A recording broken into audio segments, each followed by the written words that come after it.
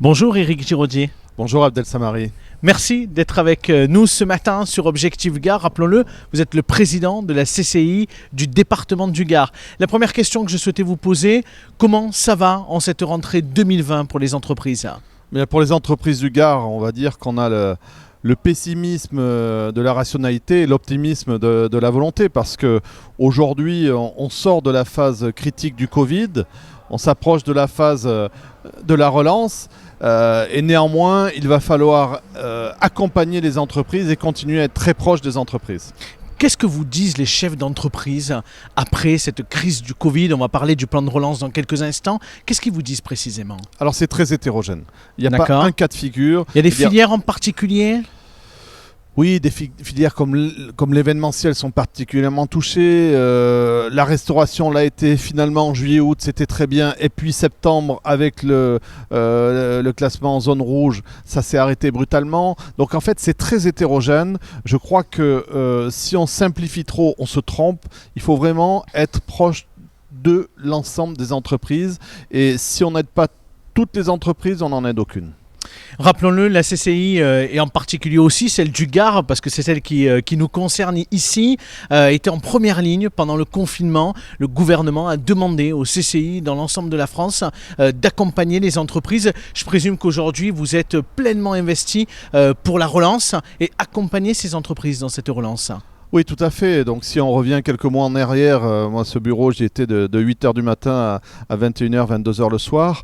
On a été effectivement très présent avec une équipe de 25 conseillers dans la cellule de crise. Donc très rapidement le gouvernement s'est réaperçu que les CCI étaient un rouage essentiel, un acteur de proximité incontournable quand il s'agissait de s'adresser aux entreprises, de leur apporter des réponses. C'est plus de 25 000 réponses que nous avons apportées dans le département. Et aujourd'hui, dans le cadre du plan de relance, effectivement, ils nous sollicitent et ils nous positionnent à nouveau. Qu'est-ce que vous en pensez, vous, Monsieur Giraudier, de ce plan de relance du gouvernement ? Ce plan de relance, déjà... Il y a des bonnes idées dedans, oui, des choses qui mériteraient d'être approfondies. Oui, on peut dire on veut toujours plus, etc. Mais sur ce plan de relance, il correspond à un certain nombre d'axes que nous avions soulignés, de demandes que nous avions formulées. Déjà, il faut qu'ils se mettent en place rapidement. C'est le cas, c'est opérationnel. Ça concerne les TPE, les PME, les commerçants, même les si indépendants. Beaucoup disent que finalement, ce plan, il n'est pas vraiment à destination des TPE et des PME, c'est faux. Il y a quand même des choses qui sont prévues à l'intérieur. Très, très clairement, on va y revenir peut-être dans quelques instants.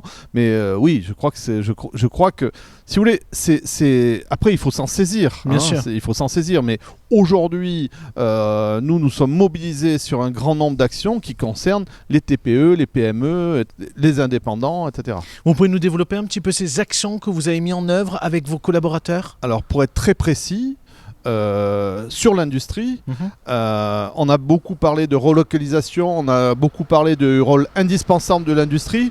Alors pour nous, c'est pas une nouveauté. Vous le savez, moi ça fait 20 ans que je défends l'industrie et ces dernières années où on nous disait oui, l'aéronautique. Sauf que moi je tenais un autre discours, je tenais un discours de filières beaucoup plus diversifiées. Dans le Gard, nous avons de la chimie, nous avons de la mécanique, nous avons de l'agroalimentaire, nous avons de la nourriture pour animaux et nous avons du nucléaire qui est quand même la première énergie décarbonée. Et on s'aperçoit aujourd'hui que ce discours un peu pensée unique déjà sur les filières, c'était pas un bon discours. Et le gouvernement a dit maintenant il faut diversifier les filières. En ce qui concerne les actions, plus précisément, il y a eu une annonce du gouvernement le 11 septembre et dès le 12, nous avons été opérationnels. Nous contactons 400 entreprises du département, des TPE-PME de 6 à 250 salariés dans l'industrie manufacturière, pour leur proposer, leur présenter un certain nombre d'éléments du plan de relance, pour les accompagner, diagnostiquer, être à leur côté. Donc nos conseillers tout de suite se sont mis à pied d'œuvre pour cette action. Et c'est également un accompagnement auprès des banques, auprès des financeurs, parce que c'est important de le rappeler aussi. La CCI, c'est un guichet unique pour les entreprises, mais c'est la première porte d'entrée aussi, parce que la CCI a tous les réseaux et connaît effectivement l'ensemble des acteurs du territoire qui peuvent financer l'économie du territoire. Oui, vous avez raison de le souligner. On a mis en place, et je remercie effectivement la Fédération des banques, mais aussi l'Ordre des experts comptables, mais aussi la Banque de France qui travaille avec nous, mais aussi le greffe du tribunal de commerce. Et on a mis en liaison dans une grande transversalité tous ces acteurs pour pouvoir répondre vite et bien aux entreprises de ce territoire. Cette dimension réactivité, proximité, transversalité est essentielle. Et à la fois, M. Giraudier, est-ce que vous êtes inquiet pour l'économie du territoire? On le sait, on en entend beaucoup parler, d'ici la fin de l'année, d'ici 2021, il pourrait y avoir pas mal de casse. Est-ce que vous pensez quand même que des entreprises vont avoir du mal à se remettre de cette crise sanitaire? Évidemment, pour un certain nombre d'entreprises, ça va être compliqué. Mais j'allais dire, ça nous oblige à être encore meilleurs. C'est-à-dire qu'il faut passer d'une obligation de moyens à une obligation de résultats.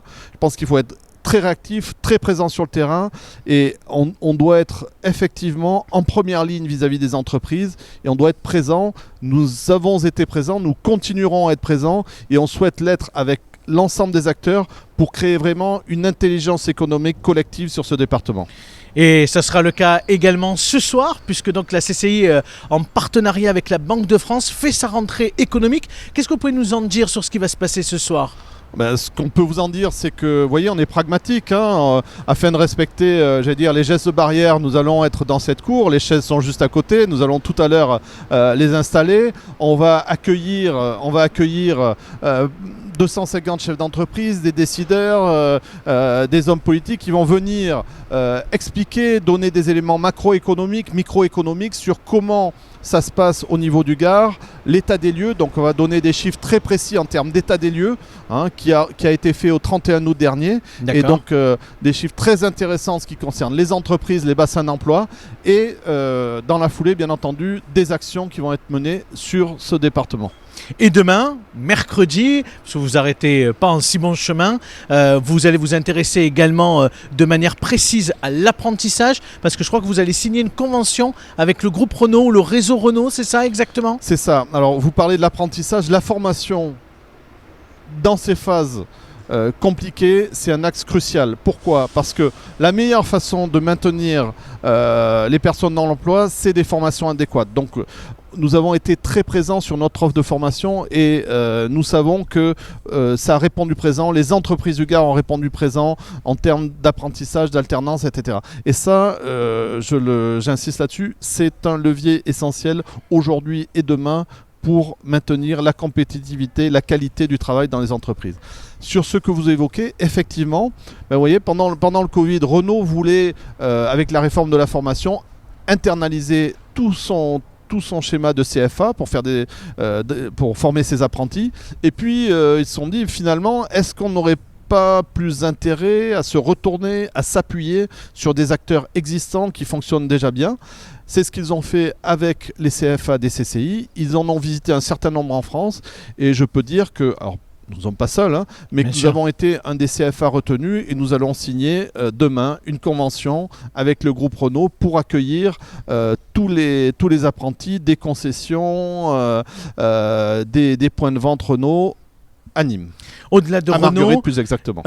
Au-delà de Renault, un dernier mot sur l'apprentissage, mais plus largement sur la formation. Cette rentrée aussi en termes de formation, on pense au lycée de la CCI, vous venez d'en parler il y a quelques instants du CFA, elle est plutôt positive parce que vous avez des taux de remplissage qui sont très intéressants aussi en fonction des filières où il y a quand même encore un petit peu de difficultés. Bien écoutez, sur les chiffres donnés hier, nous sommes au-dessus de nos objectifs en termes de formation.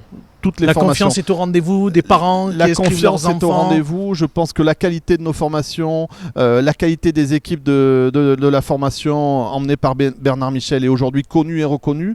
Donc nous avons encore pour ce qui concerne l'apprentissage, on peut encore, c'est important de le souligner, conclure des contrats jusqu'à la fin de l'année. Donc aujourd'hui, c'est pas encore terminé. Mais par rapport à l'année dernière, nous sommes en avance sur notre plan de marche. Merci beaucoup, Monsieur Giraudier, d'avoir été avec nous ce matin sur Objectif Gard. Merci à vous, bonne journée.